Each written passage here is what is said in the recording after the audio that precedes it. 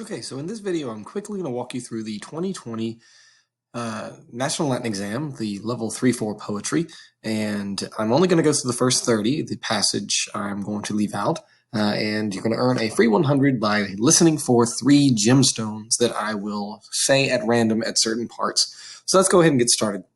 Number 1, libellus meus maneat. Maneat with that EA is subjunctive. And when the subjunctive is the main verb, it remember is going to be let subject verb. And so the answer here is C, let my little book remain. Libellus is an example of a diminutive. Liber is a book, so a libellus is a little book. Potuere here is an alternative ending ere for erunt. You can tell because you see the U of the perfect stem. And so they were able or they have been able or not been able. So they were not able or they have not been able. If a woman says to another, salva sis, what is she wishing? May you be, salva, safe. And so here, may you be safe, it would be the same for her to have good health. Perennius has in that word anus, the aeneus part that is there. And so perennius means perennial, like a flower or some other plant that is perennial. It lasts year after year. And so therefore, perennius, the IUS, remember, is going to be the comparative. And so therefore, more lasting is your answer there. Remember that, of course, IUS is the comparative adverb. Fit here is an example of the verb fio, fieri, facta sum, which remember is the passive form of facio, facere, to make. And so here, fit, nothing is made from nothing. So is made is the answer there because it is present tense and it is going to be passive. The next one, number 6, Vela dabant laiti et spumas. So what were the happy people doing? This is a line directly out of the Aeneid, book 1, and they were, of course, setting sail. They were giving their sails into the high, and they were rushing the foams of salt. E means go. Sequere, follow. Remember that for a deponent verb like sequor, sequi, secutusum, it is going to have an imperative, a command that is going to look like a present active infinitive if it existed. And so therefore it is the imperative, the command, and pete is nothing more than the infinitive with the RE dropped off. Me is an example here of merely a form of mihi, and so it is to me, that guy seems to me is the answer that you have there. Auditu, an example of the supine, miraculous, to hear, and the supine, of course, is translated to hear. Reflectanes, a present active participle, verbing, and so here we find bending back as our answer. Your first gemstone is a pearl, by the way. Number 11, the wife asked, ut vir entrabat. Remember, ut is going to mean as if the verb is indicative, and ba is going to be an indicative form. So as the husband entered. And so here your answer is going to be as moriturus. We see the UR that is there. And so it is the future active participle, about to die is the answer we have. Pyramus was very beautiful, the most beautiful, and then euenum is your genitive plural. It's a genitive part of a whole. And so the most beautiful of the young man, the most handsome of young men is your answer there. Number 14, here is a perfect infinitive. So it is to have verbed. And so it says that the queen is said, present form dico dicere, to have encircled the tall city with walls, to have surrounded. So to have verbed. Aineon is a Greek form, and it's a Greek form that has that N, which is the equivalency to an M, and so it is, of course, the accusative case. So anytime you see aineon or thisbane or anything with an N that is from a Greek word, it is most likely going to be accusative.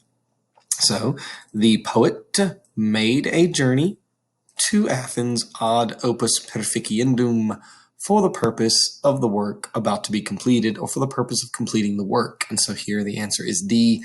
He came to finish the work. Cum. Remember cum, you go to look and see what kind of verb you have, and amaret is an infinitive plus with an ending, so that makes it an imperfect subjunctive. It's either going to be when, since, or although. You look to see, is there a tamen in the main clause? And there is. And if there is, then it's going to mean although. And so your answer here is C, although. Conatus est is a deponent verb, conor, conare, conatusum. So instead of was verbed, it's simply verbed or did verb or has verbed. And so it's perfect with the est, tried. If it were had tried, that est would have been an erat. Number 19, fore. Remember that fore is the equivalency of futurum esse, the future active infinitive. And so it says, we thought that Marcellus. Now, when we are starting off in the past with a future infinitive in this indirect statement that we have, remember that what's going to happen is that it's going to have to occur after. Well, if it's in the past, you could also have something else in the past, but still after the original verb of putavimus, we thought. It could be in the present, it could be in the future. And so when you have a future infinitive and the introductory head verb or verb of mental action is in the past, then it would be would. And so here it was would be. Ovid came into the tablinum, which is like the study, and causa requires its objects to be in the genitive. So we need to find the genitive form, and it's scribendi, it's a gerund for the sake of the act writing. So the line, frangitur inque sinus scindit, this is directly from the Aeneid again. And so here what we have is sinus scindit sese, a bunch of s's. This is alliteration. Remember that an aphora is, of course, the repetition of a word, polysyndeton, too many ands, and a simile is, of course, a comparison with an ut or sicut or something of that nature that would translate as. I'm going to skip this for now, the metrical pattern, because I'm going to be teaching you within the next week or so the, of course, meter and scanning and all that sort of stuff like that. By the way, your second gemstone is emerald. Emerald.